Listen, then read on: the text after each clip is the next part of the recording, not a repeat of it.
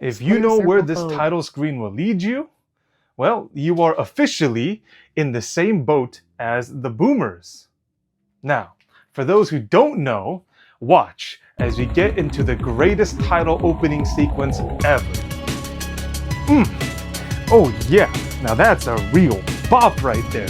Ooh, who would have thought to put such great music in the opening title? That's right.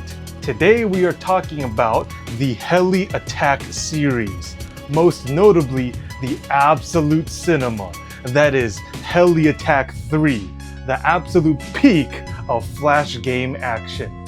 Now get ready and lock in, because we are gearing up to face off against flying drones, helicopters, and flying fortresses. As always, time for some context. And so the Flash game series Heli Attack was made by the Australian indie game company Squarecircleco. And its three core members contributed to this game series' success, with Christopher Rhodes, Christian Hildenbrand, and Daniel MacDonald, to which their archived website aptly names them Chris, and Dan. And so this company was active making multiple video games from the years 2000 to 2009, which at the end of its life was deregistered as an active entity. And so with this, their most acclaimed video game would be Heli Attack 2, released in 2003, which won them multiple awards such as Miniclip's Game of the Year and FlashKit's Most Addictive Game of the Year. Along with that, what I personally believe is their magnum opus of a video game would be Heli Attack 3, released in 2005, which earned them Miniclip's Game of the Year as well. Although it might seem that a game with such a simple name should be fairly similar throughout all of its releases, Heli Attack was very well known for adding and implementing new features along each release.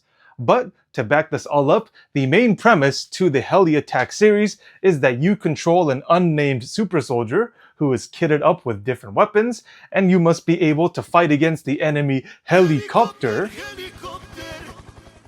as they keep going at you one at a time, and you need to destroy each one in a timely manner.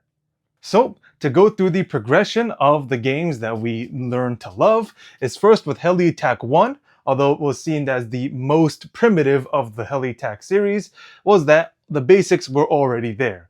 You still controlled your unnamed super soldier, but with only one type of gun, to shoot your bullets into the flying helicopter, which moved in a very predictable manner in a preset path. And so with that, the helicopter will just continue to appear and reappear as you took them down one at a time, while the background was very, very simple and easy to recognize, with the nice green hills and grass that you stood on. Now moving to the second game of the series, Heli Attack 2, is that the developers added a lot of new features, most notably the hyper jump and the time distort abilities. First off is that the hyper jump allowed the soldier to jump up super high into the air, most easily allowing for you to get close to the helicopter to shoot it down. Secondly, with the time distort is that for a short amount of time, you'll be able to slow down the speed of the game, allowing your soldier to easily dodge the incoming bullets. Then on top of that is that they now added a whole slew of weapons, in that there was a chance whenever you kill the helicopter for it to drop down a new weapon for you to try, and to allow you to experience a new form of gameplay with overpowered weapons for a short period of time. That, alongside of new terrain features to allow the soldier to jump around and to use cover to their advantage, really made it for a game that was favorited by many, and which of course earned them a few awards along the way. Not too bad for a Flash game that was released in 2003 to kill some time, but now, are you ready to see the absolute cinema, the true peak of all Flash games, and Heli Attack 3? That's right from the beginning on the title screen, the developers knew that their audience would have different specs on their computers. And so we set that thing to high, and well, 3.0 gigahertz is a little bit low in today's standards, but nonetheless, we set that button and off we go to the tutorial. Thankfully, because we are all full-time gamers here, we can use the WASD keys to move around this map And would you look at that, down there at the bottom, there are some very familiar bars like the health bar, the hyper jump, and the time distort. Well, it looks like the developers at Squarecircleco were quite busy too. It looks like we have a whole slew of weapons we can look around in the tutorial, and you can see we have things like the machine gun, the Akimbo Mach 10s, but oh, I think I smell a secret. Would you look at that, right off the first drop in the tutorial map, we can shoot down the walls behind us and reveal a chain gun. Oh boy, now with that unlocked right from the tutorial, any enemy planes will be able to drop that if we kill them in time. So the tutorial is pretty simple, with the game leading you through different obstacles and all the way up to some holographic target practice. But wait!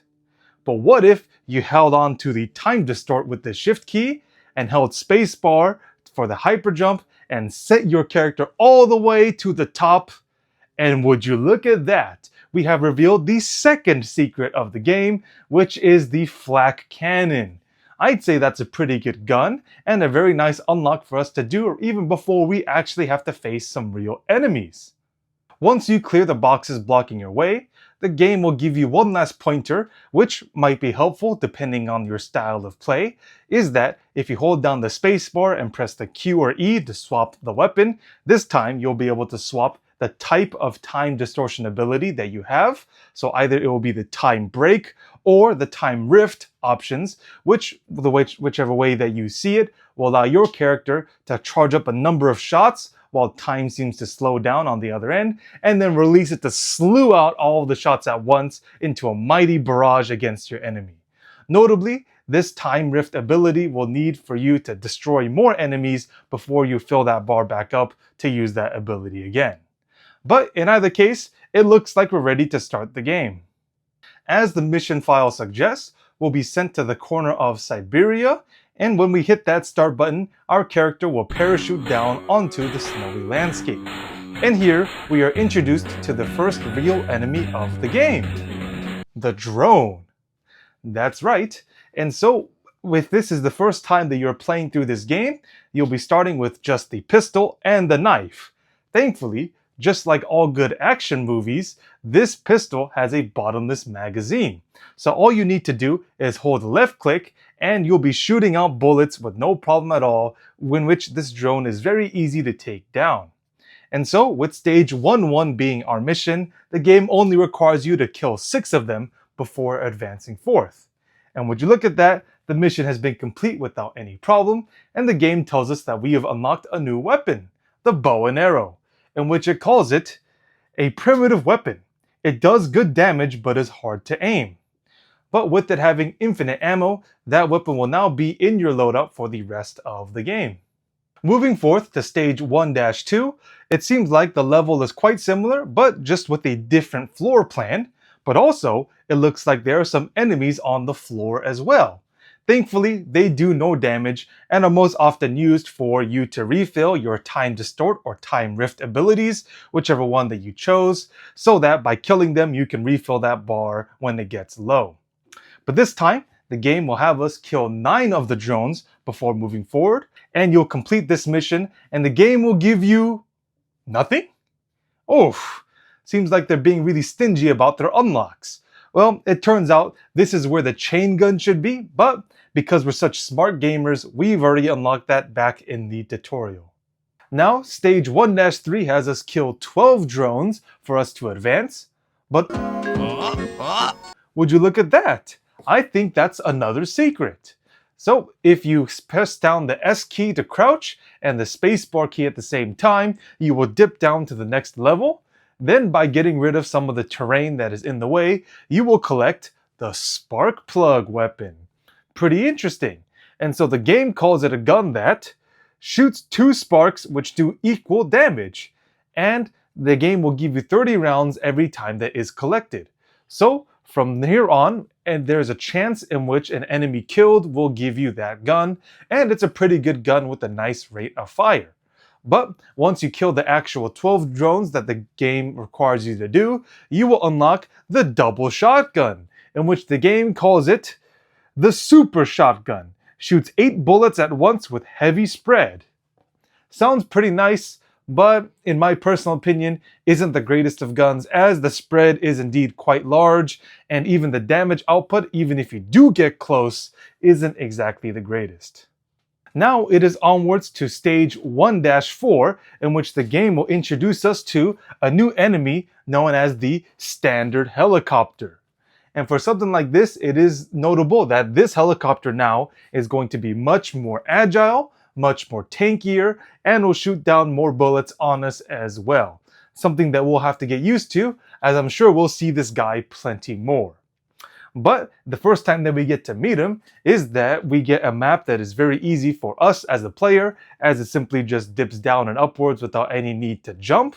But at this time, I'd like to point out a new technique, which not all players would know about, is that if you use the hyper jump ability, the one where if you hold spacebar and press W, you will shoot the character up into the air, is that if you manage to land the killing blow while you're in hyper jump, is that the game will award you with 25 machine gun rounds immediately.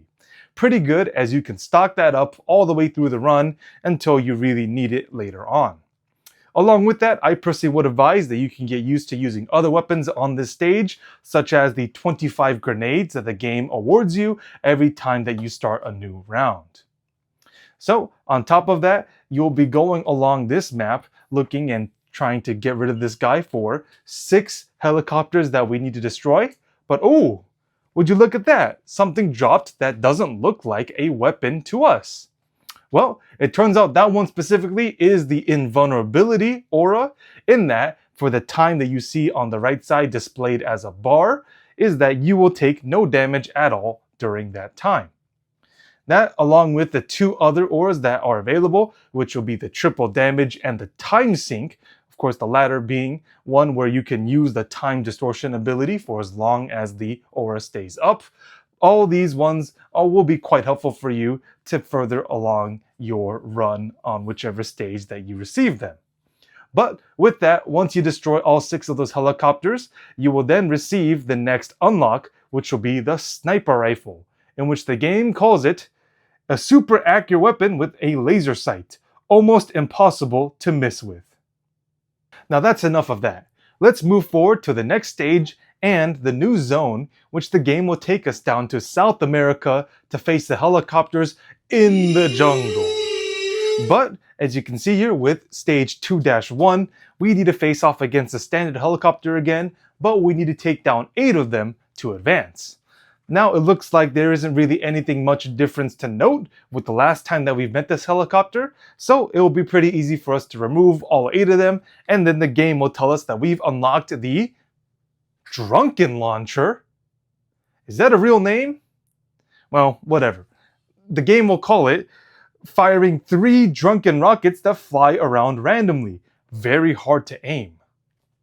Seems kind of weird that they make such a gun, but I personally do like this gun a lot, as it can output a lot of damage, especially if you can get close enough to make sure all 3 of those rockets hit its target. Now, stage 2-2 is quite nice because there you go! We have another secret. When you go to the right side of the map and there is a tree branch that falls from the drop-off, you can destroy that tree branch and reveal the largest hiding space the game has to offer. Very nice, as it covers a lot of the possible damage that would ever come to you, but there is the chance that if the helicopter lines it up perfectly, that the shot will go through and you'll still take damage. Nonetheless though, this is considered one of the best hiding spots in the whole game, as you can simply just move in and out of that spot for you to land every single shot onto the helicopter without a problem. Depending on the type of player that you are, you can complete this round without taking a single point of damage. So, along with that, once you kill the last helicopter, the game will tell you that you have unlocked the guided rockets, which they quote, "The guided rockets are special. Fire them and they follow where you aim. Keep your aim on the enemy and it will aim to it." Now, I personally have a bit of a problem when I first used this years ago. I thought, hey, wait a minute. Why in the world are these rockets just flying in circles? Little did I realize that what the game describes, and is what better seen as, is that these rockets will be fired out and go directly to where your mouse is, allowing you, of course, to guide them to the enemy. Now, imagine if we actually had this rocket available in this level in which we had that hiding hole to load up in. Oh boy, look at that! You just back yourself into the corner, shoot the rocket out of the entrance, and hit the helicopter every single time. Now we go through stage 2-3 without any issue, as this is just a different type of map, but this time we have to face off against 12 of these standard helicopters. And once we do that, the game will tell us that our newest unlock is going to be the Blade Ring weapon, in which the game calls it, quote, an extremely tricky gun to use. The projectile fires out forwards, but soon returns like a boomerang. Aim it carefully, and you can hit your enemy twice. This gun is split between fans, as some people really like it, and other people have no idea how to use it. But I personally do find a very great use for this gun, which we'll see later on in the game. For now, that's just another gun that we have unlocked in the arsenal of weapons that we have so far. And now we go to zone 2-4, in which, just like the previous fourth stage, we get to encounter a new enemy, the bomber copter. Now, why would I call it that?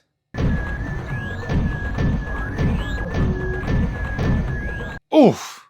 Well, that's pretty scary. But thankfully, the bombs drop in large intervals, but also you can kind of tell when it's going to do that once it reaches the end of its movement cycle and it goes off screen for it to make that bombing run.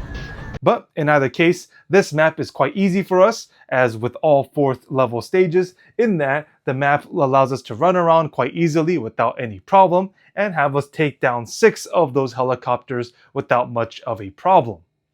And so once it is all destroyed, you will then unlock the next weapon, the first of 3 laser weapons, which first is going to be the laser rifle, in which the game calls it, the laser is one of the fastest moving projectiles and will pass through multiple enemies.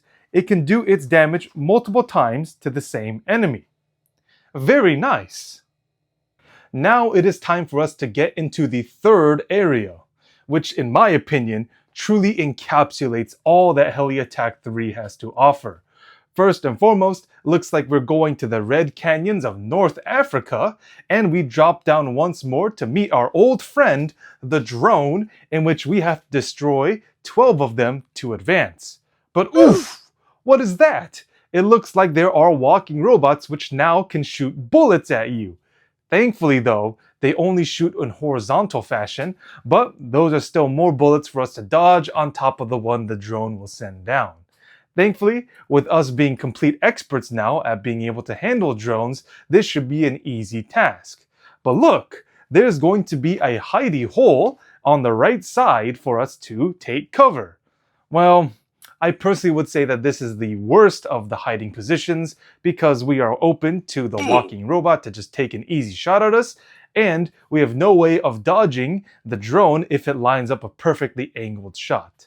Nonetheless though, if we complete this stage, we are then unlocking the auto laser rifle, to which the game says is shooting lasers faster than the standard rifle, but is very inaccurate. Yeah, sure thing. Let's just get on to stage 3-2, in which the game will send us once more standard helicopters, our old friend back in the jungle, this time facing off against 12 of them to advance. Now this is going to be a little bit more difficult, especially with these little robots continuing to fire on us, but once we complete all of that, the game will unlock the shotgun lasers, in which it calls it firing 3 lasers at once in a large spread pattern. Now we go to stage 3-3, where we have progressed to face against the bomber copter again. This time you have to face off against 8 of them. But wait! Do I smell another secret? That's right, on the second bridge moving through the map, you can drop down those levels again, holding spacebar and S to drop down a level. You do that twice, and you can clear out more of the same terrain to unlock the flak cannon? We've already done that in the tutorial. Well, if you haven't done it then, you can still collect it now, and you can get a free gun for the price of basically nothing. Now, when you realize what the copter does when you're sitting underneath the map, well, it just moves back and forth and it will actually not drop down any of its bombs as a consequence. The best part about this is that now with laser weapons unlocked, you can actually angle this shot perfectly and then you can shoot right at the helicopter without ever having to leave, and you will never take any damage. Isn't that cheating? Yeah, whatever. This game has been out for over 20 years and you're worried about cheating and something that they added into this game? Well, it doesn't matter. Whichever way that you're going to go about this in killing those 8 helicopters, you will go and unlock the Anytime weapon. Oh boy! It has been done. An upgraded railgun. Anytime fires similar slugs to the railgun, but they detonate when they come in contact with an enemy and do more damage. This added explosive power slows the shots down enough to be seen in slowed time. That sounds pretty good to me.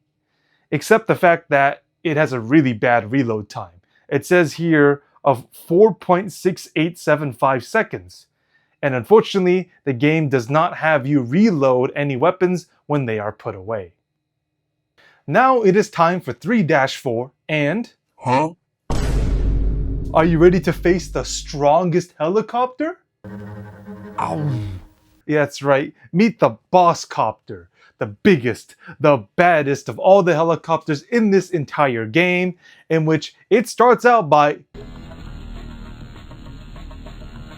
in a circle? Oh dear.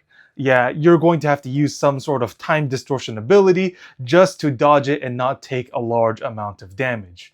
But okay, yeah, it can shoot a lot. Sure, let's just go and make sure we survive, and hopefully... Oh! No way! That's right, if you leave this guy alive long enough, it'll come back and start raining down rockets right on you on a devastating angle, meaning to do maximum damage against you. Oof, this one's gonna be a tough one. We're going to have to take advantage of the map being a very nice one for us by just running back and forth and hopefully dodging everything this helicopter sends at us. But did I mention that blade ring weapon back earlier in this video? Well, it turns out, thanks to this helicopter's monstrous size, the blade ring can be used if you line up a good enough shot to actually take this guy down in one attempt. That's a lot of damage! But in either case, whichever way you use to destroy 6 of these helicopters sent against us, you will unlock the airstrike weapon. Sounds pretty similar to the one in my first video. But the game says that, while this device does no damage by itself, it calls down an airstrike which bombards the field with rockets which do high damage each. But now we have reached the last chapter of the game, starting in stage 4-1, going right to the hot zone in Indonesia where the secret lab is apparently, and we get to meet our good old friend, the standard helicopter another time. This time facing the largest amount of 14 to clear this level. And now on the floor are these robot guys, which now, wow, they can aim right at you and then take a shot. If you're not careful, you can take a lot of damage in a short period of time. But once we clear through that, we can now start unlocking some of the strongest guns in the game. Starting first right here with 4-1, the sound wave gun, in which the game calls it Uber Bass. Fires large waves of sound which do constant damage to enemies and also shoots through walls. Oh, very interesting. Now we move on to stage 4-2, in which we will face off again with the bomber copter, this time with us being a lot more accustomed to the map and those little robots on the floor, we can take down the 10 helicopters needed to advance. So with that, once we destroy all 10 of them and get our next unlock of one super strong weapon known as the A-bomb launcher. U-235, radioactive uranium for those who didn't Oppenheim. Anyways, harnessed in the worst possible way, fires extremely slow-moving projectiles that do incredible amounts of damage. The explosion fallout does equally high damage also. Well, it turns out the nuclear option just to take down some helicopters is a good way of one-shotting all of them. quite nice. Then we go to stage 4-3, in which now we are so close to the end of the game. But they send what, 8 boss copters against us? Oh my goodness, when will this end? But anyways though, if you do manage to dodge all the shots of the helicopters and the robots on the floor, get ready to unlock one of the greatest weapons in the game. The black hole generator. The game says, the ultimate weapon. Nothing commands as much fear as this weapon. It fires a micro-sized black hole which will suck up all enemies that come in contact with it. Well, I guess we're just breaking physics at this point. But, I mean, we were already doing that while distorting time and all that stuff. But in any case though, this weapon is quite special because it also takes in all the bullets that the enemies fire with it. Now, if you actually time this up correctly in the right spot, you can take down maybe 2-3 helicopters all in one shot, which all will be done without you taking a single point of damage because the bullets are taken with it. Well, we have finally made it to the end, in which this level does not end. Kill as many enemies as you can for a high score. Well, I suppose that answers it. There really is no true end to this game.